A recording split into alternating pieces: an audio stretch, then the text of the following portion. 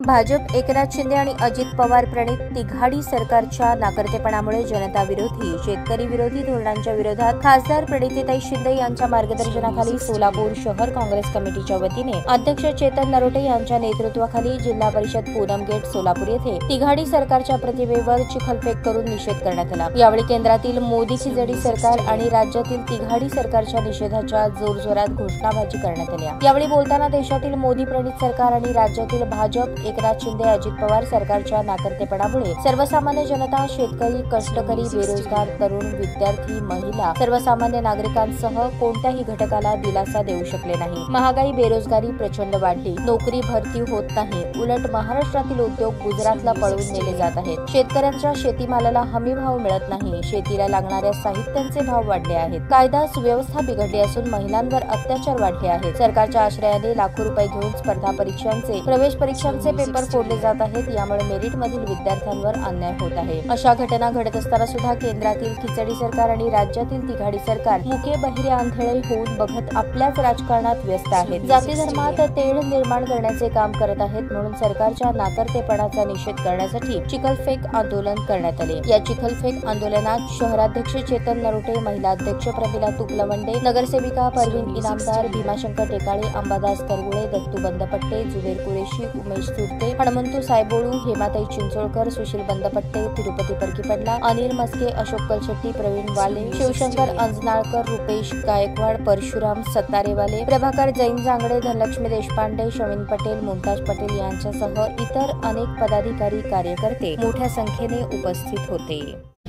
आंदोलन केले काय सांगा? हे जे आंदोलन आहे प्रदेश आमचे अध्यक्ष नाना पटोले यांच्या नेतृत्वाखाली व आमचे नेते आदरणीय सुषमा शिंदे साहेबांच्या नेतृत्वाखाली व आपल्या खासदार यांच्या नेतृत्वाखाली आपण बघताय की यूपीसी पेपर फुटलेले आहेत। आज महागाई वाढलेली आहे, बेरोजगारी वाढलेली आहे आणि सरकार फक्त मुख खोलून घ्या ठिकाणी बसलेलं आहे।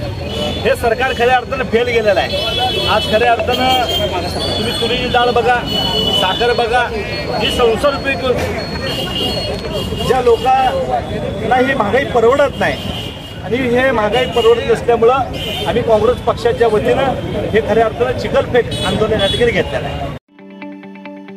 ताज्या बातम्या पाहण्यासाठी प्राईम महाराष्ट्र न्यूज चॅनलला सबस्क्राईब करा।